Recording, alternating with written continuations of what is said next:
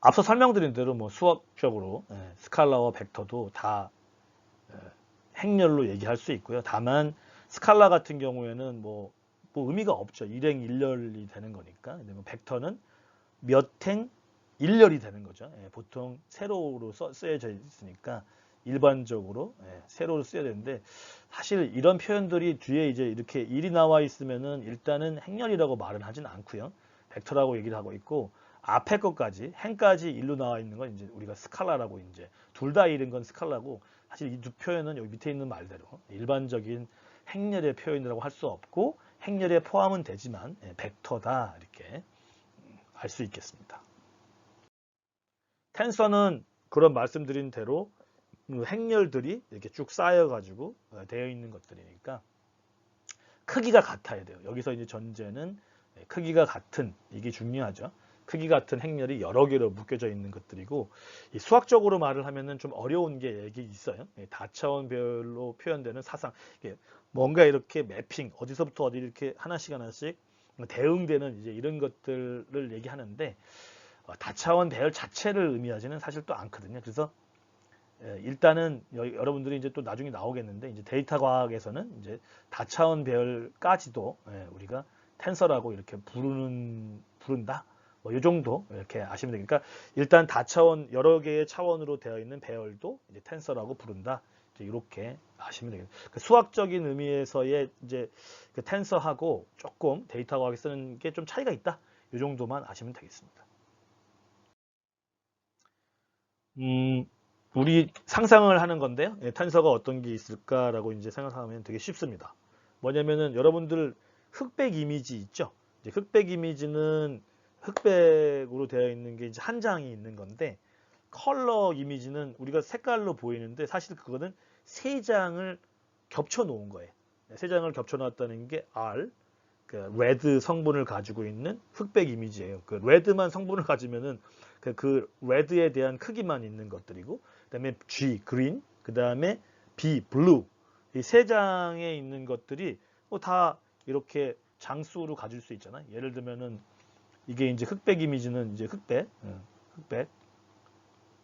흑백의 이미지는 한 장인데 우리가 칼라 이미지를 보려면은 이렇게 세 장이 필요해요. R, G, B. 이게 이제 모여져서 이제 하나의 컬러 이제 이미지를 보여줄 수 있거든요. 그랬을 때 이렇게 한 장 한 장은 우리가 벡터로 표현한다 그랬고 이렇게 세 장을 같이 꾸러미로 가지고 있는 것들은 우리가 텐서라고 얘기를 할 수 있겠죠. 아, 저런 거를 우리가 텐서라고 할 수 있겠구나. 그래서 뭐 그 그래프, 뭐 그래픽 이런 거 하시는 분들이 있는데 이런 것들 표현할 때 우리가 이제 뭐 채널, 뭐 3채널, 뭐 흑백은 1채널이라 그러고 이제 RGB가 있으면 이제 3채널 이렇게 가졌다고 얘기하는데 요런 채널이라고는 이제 그래픽 쪽에서 얘기하지만 아까 앞서 말씀드린 대로 요런 개념, 그냥 수학적으로 R 그 빨간색 성분을 가지고 있는 2차원 배열, 또 G 그린 성분을 가지고 있는 2차원 배열, B 블루 성분을 가지고 있는 2차원 배열. 요것들을 이렇게 모아 놓으면은 결국에는 저게 세 개가 모여서 생각을 하면 되겠구나. 의미상으로 이제 여러분들이 쉽게 이해하자고 설명을 드리는 것들입니다. 오, 그림이 나왔네요. 왼쪽에 있는 게 보면은 굉장히 그 흑백 한 장만 있으면 돼요. 블랙 화이트. 그러니까 저 블랙 앤 화이트를 만들려면은 그냥 밝은 거는 255의 숫자를 주면 되고요. 그 다음에 어두운 거는 그냥 0쪽에 가깝게 주면 되는 거거든요. 근데 오른쪽은 블루가 굉장히 많이 나와 있긴 하지만, 그러니까 그린이 많이 나와 있긴 하지만 그 뒤에 있는 또 뭐 환한 색도 있고 뭐 여러 개 있잖아요. 이 칼라 사진에서 저렇게 백색이 나오려고 하면은 레드, 그린, 블루가 모두 다 최대의 밝기 값을 갖는 255 숫자가 나와야지만 컬러 이미지에서는 이제 뭔가 보여지는 거죠. 다만 지금 보시다시피 그린이 많잖아요. 그러면 그린 그 세 장짜리가 우리가 이렇게 있다고 하면은 세 장이 이렇게 있다. 아유, 그림을 좀 잘못 그렸네. 세 장에 여기 RGB 다 있구나. R로 표현되어 있는 종이 R, G, 그린, 그 다음에 또 그린으로 되어 있는 거, 그 다음에 블루, 이렇게 세 장의 어떤 이미지의 어떤 값을 갖는 것들이 있다라고 이렇게 종이 어떤 한 페이지 한 페이지에 이미지가 있다고 하면은 이게 있는데 여기 보시게 되면 이 그림에서는 이 G가 굉장히 지배적으로 값을 많이 가지고 있겠죠. 그 해당하는 점들에 의해서. 하지만 이제 블루는 해당하는 값들이 상대적으로 적을 거고요. 숫자가. 레드도 별로 없을 거예요. 다만 이 그 컬러 영상에서 하얀색이 나오려고 그러면 RGB의 값들이 굉장히 그러니까 RGB의 모든 값이 존재를 해야 되고 그 색의 삼원색이 빛의 삼원색이 있잖아요. 색의 삼원색이 있듯이 빛의 삼원색인데 빛이 백색을 가지려면 R도 255, G도 255, B도 255가 돼서 다 합쳐져서 255의 값이 세 장의 값이 합쳐져야지만 저렇게 화이트가 나옵니다. 만약에 그냥 백색이라고 해서 빵빵빵 아까 흑백처럼 000을 주면 교수님 되지 않습니까? 절대 그렇지 않습니다. 000을 주면 저긴 검은색이 나옵니다. 빛의 삼원색, 색의 삼원색이 다른 거죠. 만약에 RGB의 값이 다 000이다. 그럼 그건 검은색을 의미하는 거고요. RGB의 값이 다 255. 제가 지금 말하는 거는 색의 크기는 8비트로 되기 때문에 이런 얘기를 하는 거예요. 0부터 8비트니까 0부터 255까지의 값을 가지고 있을 수 있고 그다음에 한 장 한 장의 이미지들 그러니까 레드 이미지, 그린 이미지, 그다음에 블루 이미지의 값들이 쭉 있는데 그 한 장 한 장의 이미지를 다 보니까 그 이미지의 값이 있는데 255로 다 있으면은 백색. 그다음에 다 까만색이 나오면 모든 게 다 0. 이렇게 돼야지만 세 장을 가지고서만 저 컬러 이미지를 표현할 수 있다. 요거는 꼭 기억해 두셔야 됩니다. 그래서 마지막으로 이제 뭐 텐서들을 한번 쭉 다 비교를 해봤는데요. 구분 이제 하실 수 있겠죠.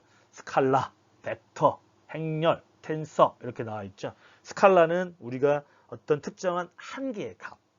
그 다음에 벡터는 어떻게 됐습니까? 그런 내가 어떤 사람이든 어떤 사물이든 간에 그 사물을 뭐 표현하는 이런 내용들 이런 거 포함해서 어떤 데이터의 레코드, 데이터의 한 꾸러미 데이터의 한 꾸러미를 말하는 거고 그건 1차원이라고 우리가 얘기를 하는 거고 1차원을 다 세로로 이렇게 세로로 쓰여져 있다 그랬어요. 위에서부터 아래로 이렇게 쓰여져 있는 것들이고 그 다음에 행렬이 나오는데 행렬은 어떤 거라고 그랬어요. 그런 데이터 꾸러미들을 차곡차곡 쌓았는데 앞서서 말씀드린 대로 위에서부터 아래로 되어 있는 열 벡터, 세로로 되어 있는 것들을 행렬에서는 이렇게 가로로, 열로, 행으로 다시 쌓아놓는다. 이게 되게 중요한 얘기인 거죠. 요거는 이제 2차원이 되는 거고 그런 행렬, 2차원으로 꾸러미가 되어 있는 이런 꾸러미들이 여러 개 이렇게 되어 있는데 중요한 거는 여러 개가 연속적으로 있는데 거기에서도 불구하고 더 중요한 게 하나 있는 게 크기가 같아야 돼요. 앞에 있는 행렬이 3x3이었는데 뒤에는 5x5. 그러니까 다시 말씀드리면은 어떤 이렇게 우리가 행렬의 크기를 이렇게 뭐 3x3. 그러니까 위에 3개의 원소, 아래 3개의 원소 있는데 뒤에 나오는 게 이렇게 5x5. 5개의 행, 5개의 열 이렇게 되어 있는데 이런 것들이 여러 개로 이렇게 쭉 이어져 있다라고 해서 이걸 텐서라고 부르냐? 그러지 않는다는 거죠. 텐서라고 부르려고 하면 그때는 뭐가 전제가 돼야 된다? 크기가 같은 게 전제가 돼야 되고 이런 내용들을 아주 잘 사용할 수 있는 게 numpy라고 하는 이제 저건 NP는 좀 그렇고요. numpy라고 하는 라이브러리가 있죠. 파이썬에서 numpy의 array라고 하는 배열 이 부분을 사용하게 되면 지금 말씀드렸던 스칼라, 벡터, 행렬, 그 다음에 텐서 이렇게 쓸 수 있고요. 그러니까 당연히 여러분들이 인공지능 관련되어 있는 딥러닝이나 뭐 머신러닝 관련되어 있는 모든 파이썬 코드를 봐도 갑자기 NP, numpy의 약자를 써놓고 numpy의 어레이가 계속 나올 수밖에 없는 거예요.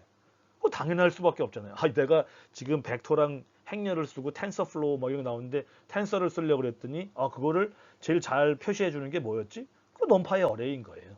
그래서 뭔가를 이렇게 데이터를 찾아보시면 numpy의 어레이가 굉장히 많이 나와 있었던 겁니다.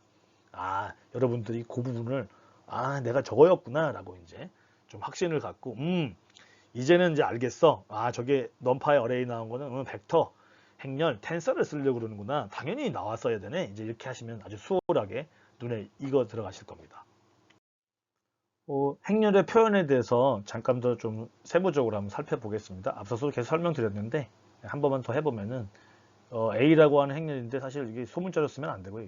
A 대문자로 써서 M행, N열. 그러니까 그 가로가 1행, 2행 이렇게 되겠죠. 그 다음에 세로가 다시 1열, 2열 이렇게 되겠죠. 이 방향으로.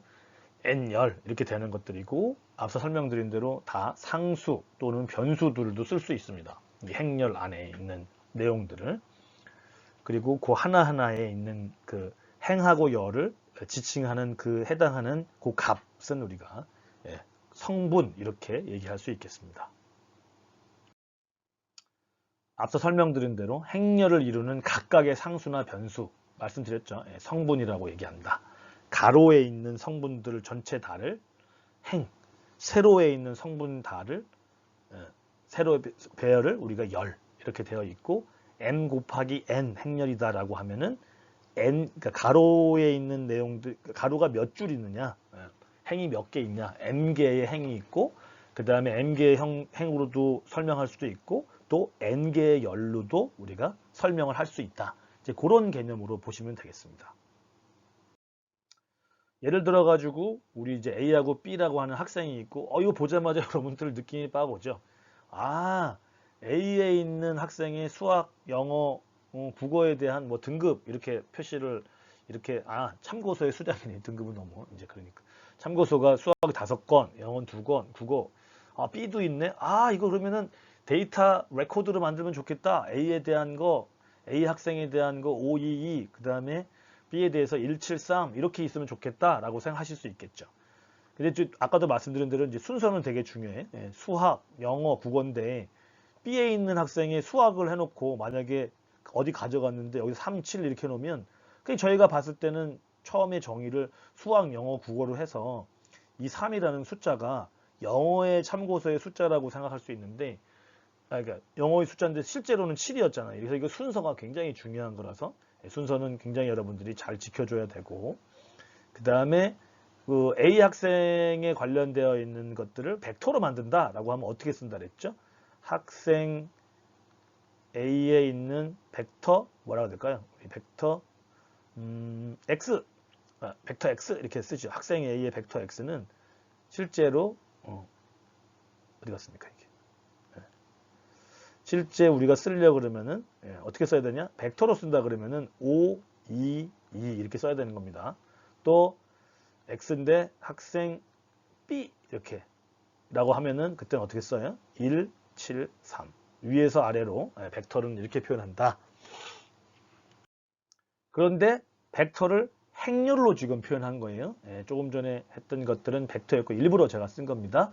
그 다음에 벡터로 표현한 것들을 가로로 제가 쌓아 놓는다 그랬잖아요. 5, 2가 세로로 아까 5, 2, 2 이렇게 이런 벡터였었죠.